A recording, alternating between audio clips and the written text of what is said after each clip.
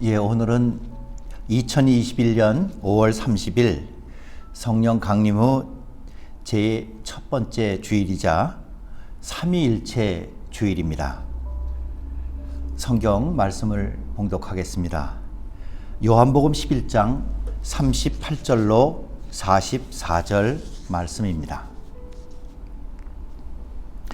이에 예수께서 다시 속으로 비통히 여기시며 무덤에 가시니 무덤이 굴이라 돌로 막았거늘 예수께서 이르시되 돌을 옮겨 놓으라 하시니 그 죽은 자의 누이 마르다가 이르되 주여 죽은 지가 나흘이 되었음에 벌써 냄새가 나나이다. 예수께서 이르시되 내 말이 내가 믿으면 하나님의 영광을 보리라 하지 아니하였느냐 하시니 돌을 옮겨 놓으니 예수께서 눈을 들어 우러러 보시고 이르시되 아버지여 내 말을 들으신 것을 감사하나이다. 항상 내 말을 들으시는 줄을 내가 알았나이다. 그러나 이 말씀하옵는 것은 둘러선 무리를 위함이니 곧 아버지께서 나를 보내신 것을 그들로 믿게 하려 함이니이다. 이 말씀을 하시고 큰 소리로 나사로야 나오라 부르시니 죽은 자가 수족을 배로 동인 채로 나오는데 그 얼굴은 수건에 쌓였더라. 예수께서 이르시되 풀어 놓아 다니게 하라 하시니라. 이는 주님의 복음 말씀입니다. 코로나 상황이기 때문에 조너스 소크 박사 이야기를 하면서 제 설교 말씀을 시작하고자 합니다. 소크 박사는 소아마비 백신으로 유명한 발명가입니다. 이 소크 박사는 1950년대만 해도 소아마비는 수만 명의 어린이들이 걸리고 또 수천 명이 사망하고 심지어는 미국의 대통령 루즈벨트도 하반신이 마비가 되어져서 대통령인데도 불구하고 소아마비로 고생했던 무서운 전염병이었습니다. 이 소크 박사는 소아마비 백신을 연구했습니다. 유태인 가정에서 가난했지만 열심히 연구에 매진하고 특히 소아마비 백신을 위해서는 7년 동안 하루 16시간 이상씩 열심히 연구해서 그는 마침내 백신을 개발하게 됩니다. 그리고 제일 먼저 그 백신을 사람에게 실험해야 되는데 그것을 자기 자신에게 실험합니다. 누가 나서겠습니까? 그 당시는 원자폭탄 빼놓고는 제일 무서운 게 소아마비다 할 정도였는데 다른 지원자가 나서지 않으니까 자기 자신의 몸에다가 먼저 실험을 합니다. 그리고 소노 박사는 나가서 자기 자녀에게도 얘들아 이리 와봐라, 얘들아 일로 나와라. 그리고서는 자기의 연구에 확신과 믿음을 가지고 그리고 자녀들에게도 처음에 실험할 때에 시도하게 됩니다. 그리고 그 소노 박사의 백신은 우리 어렸을 때 보던 소아마비로 힘들어하던 사람들이 이제는 거의 전 세계에 없어졌습니다. 소노 박사가 한 가지 더 유명해진 것은 이제 그것을 개발해 놓고 제약회사들이 막 소노 박사에게 특허권을 계약하자고 얘기를 합니다. 그랬더니 소노 박사는 이 약은 모든 사람을 위한 겁니다. 아니, 햇빛을 비춰주는 저 태양도 특허권을 내겠습니까? 그러면서 자기가 거기에 어떤 이익도 취하지 않도록 무료로 백신을 공개하게 됩니다. 그렇다면 이제 이런 이야기에 비추어서 예수님은 요한복음 11장을 통해서 마지막 표적, 7번째 표적을 말씀하시며 예수님은 우리에게 어떤 분일까 묵상해 보고자 합니다. 요한복음 11장 전체는 우리가 잘 아는 대로 베다니에서 있었던 일입니다. 베다니라고 하는 곳은 그 말 그대로 한다 그러면 고난의 집 혹은 가난의 집 이런 뜻을 가지고 있는 동네입니다.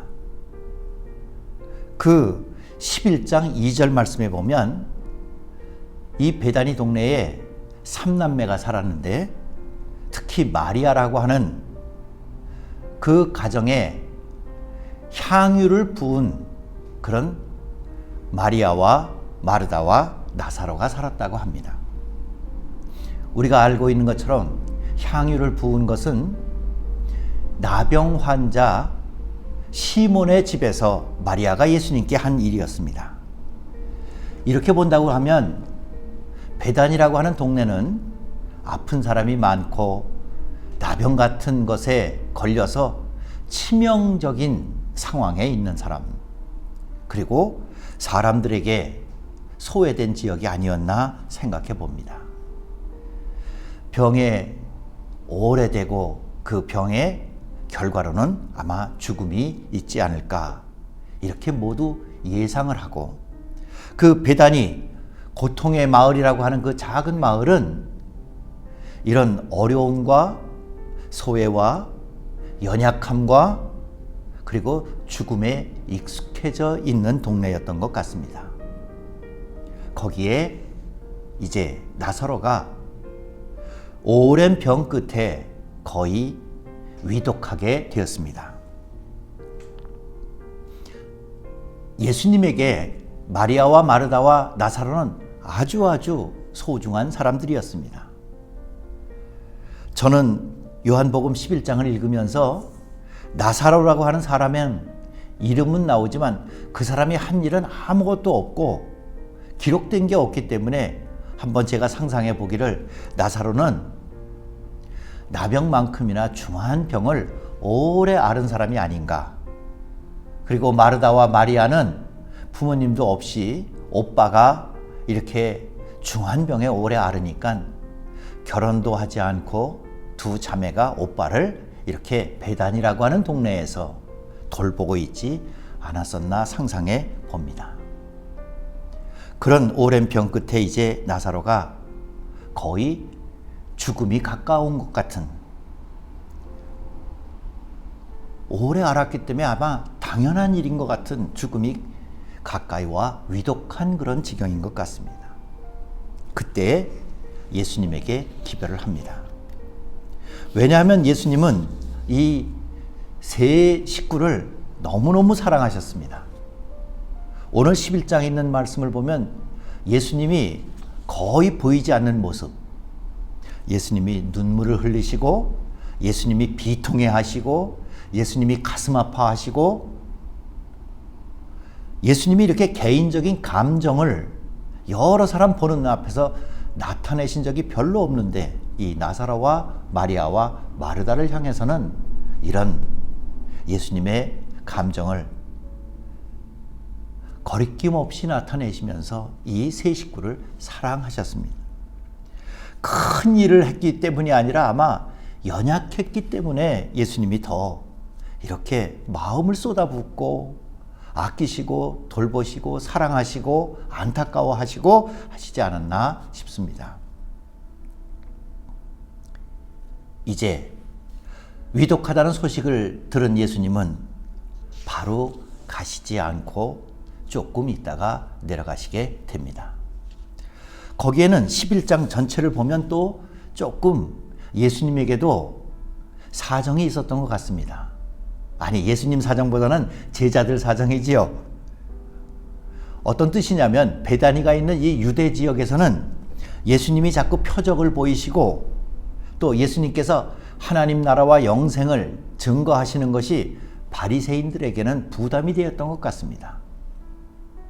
예수님이 신기한 이 일을 나타내시는 것은 알겠지만 예수님을 믿고 따르지 않는 사람들은 혹시라도 로마 제국의 심기를 건드릴까 봐 오히려 예수님을 죽이기로 모의하였습니다. 이제 나사로 소식을 들은 예수님이 유대 지역으로 내려가자, 우리 나사로를 깨우러 가자 하니까 유대 지역에서 금방 돌을 맞을 뻔했는데 또 거길 가십니까? 하면서 11장 16절에서는 도마가 이렇게 얘기를 합니다. 그래, 선생님이 가자고 하니까 우리도 주와 함께 죽으러 가자. 유대 지역이라고 하는 곳에 예수님의 반감이 컸던 것을 제자들은 다 알고, 예수님이 또 가시면 이번에는 더 큰 위험, 죽음이 위협받는 그런 위험이 있지 않을까 예감하고 있었던 게 제자들의 그런 마음입니다. 베다니, 유대, 나사로의 죽음, 이제 예수님을 둘러싸고 나사로의 가족을 둘러싼 이 모든 믿음의 일들이 죽음이라고 하는 현실, 죽음이라고 하는 위협, 죽음이라고 하는 분위기, 이런 것처럼 죽음이라고 하는 단어가 거기 전체를 덮고 있는 것 같은 아주 음험한 사망의 골짜기 같은 분위기가 아닐까 싶습니다. 그런데도 오늘 11장 말씀에서 마리아와 마르다는 예수님이 오시니까 뛰어나가서 마르다도 그렇고 마리아도 그렇고 제일 먼저 예수님한테 이렇게 얘기합니다. 21절에 마르다는 주께서 여기 계셨더라면 내 오라비가 죽지 아니하였겠나이다. 그런데 그 얘기를 마리아도 똑같이 합니다. 32절에 가면 주께서 여기 계셨더라면 내 오라비가 죽지 아니하였겠나이다. 마리아와 마르다는 예수님의 능력을 믿었습니다. 예수님이 여기 계시기만 했으면 우리 오라비가 죽지 않을, 아무리 중한 병이고 그 중한 병이 이제는 막바지에 이른 것 같다 할지라도 주님에게는 능력이 있는 줄은 믿습니다 하는 게 이 두 자매가 마음속에 간직하고 있는 그런 확신이었습니다. 그런데 11장을 쭉 읽어 내려가 보면 이미 오라버니는 돌아가신 후였습니다. 그래서 그 다음에는 예수님께서 그래도 하나님께서 함께 하시면 너희들에게 좋은 소식, 오라비가 다시 살아나고 낫고 이 죽음의 분위기가 너희들의 끝이 아니고 이 분위기가 바뀔 수 있고 소망이 있고 생명이 있는 것을 예수님이 말씀하실 때 마르다는 이제 속마음 속에 예수님의 능력을 믿으면서 두 번째는 또 이런 믿음도 보여줍니다. 24절 마르다가 이르되 마지막 날 부활 때에는 다시 우리 오라버니가 살아날 줄을 내가 아나이다, 이렇게 표현합니다. 주님이 옆에 계시면 고쳐주실 거고, 그런데 지금은 이미 죽었으니 제가 배우고 제가 알기로는 이 다음에 하나님께서 심판하시고 하나님께서 구원하시는 그런 날이 오고, 어느 때 천국 같은 그런 시절이 도래하면 그때 우리 오라버니도 살 그런 날이 오는 줄로 제가 압니다. 배웠습니다. 이렇게 얘기를 합니다. 그때 예수님께서 말씀하시기를 나는 부활이요 생명이니 네가 그것을 믿느냐, 이렇게 말씀하십니다. 믿느냐. 아는 것과 믿는 것은 다른 것 같습니다. 마르다와 마리아 둘 다 예수님의 능력도 믿고 예수님을 통하여 혹은 여러 성경 말씀을 통해서 하나님께서 마지막 날에 우리를 부활시켜 주신다는 다니엘과 구약의 묵시적인 여러 유대인 정통 부활 신앙을 알고 있었습니다. 그런데 지금 여기는 오라버니가 죽어 무덤에 갇혀 있습니다. 거기에 예수님께서 네가 나를 통하여 부활과 생명이 나타날 줄을 내가 믿느냐 이렇게 물어보시죠. 마르다는 그 전까지는 압니다. 여기 계셨으면 이런 일이 없을 줄로 제가 그렇게 생각합니다. 제 마음속으로 그렇게 알고 있고 확신합니다 하는 것을 예수 그리스도는 세상에 오신 하나님의 아들이신 것을 제가 믿습니다. 이렇게 고백합니다. 이 11장 27절 말씀입니다. 여러분, 지금까지의 모든 이야기들, 예수님이 세 식구를 사랑하시는 것, 마리아와 마르다의 마음속에 예수님의 능력도 믿고 또 하나님에 대한 여러 가지 믿음의 세계에 대해서 아는 것도 있었습니다. 그러나 나사로는 이미 죽어서 무덤에 갇혀 있었습니다. 이제 7번째 요한복음에서 말하는 표적, 기적을 통해서 예수님은 누구신가? 그 예수님이 누구신가를 통하여 우리는 누구인가? 라고 하는 것을 가르쳐 깨닫고 믿어 그 믿음의 열매를 맺을 수 있도록 인도하고자 하는 영생의 복음을 기록한 요한복음에서는 이 나사로의 일을 예수님의 멋있는 모습을 통해서 증거합니다. 그 증거는 돌이 무덤을 막고 있는 나사로가 묻혀 있는 그 무덤에 돌 문을 열게 하시고 예수님이 나사로를 향해서 말씀하십니다. 나사로야 나오라. 저는 오늘 설교 제목을 나사로야 나오라 라고 하는 것으로 잡았습니다. 나사로, 그 이름의 뜻은 하나님의 도움, 하나님께서 도와주신다. 그게 나사로입니다. 마르다와 마리아 제자들 모두 다 알고 있기도 하고 마음속에 예수님을 좋아하기도 하고 의지하기도 하는데 이미 죽었고 우리는 베다니에 갇혀 있고 무덤에 갇혀 있고 아마 병들었으면 그 병이 오래되면 끝은 죽음일 거다라고 하는 당연한 현실을 그냥 있는 그대로 받아들이고 거기에 갇혀 있는 것 같은 그런 분위기에 예수님은 나사로야 나와라.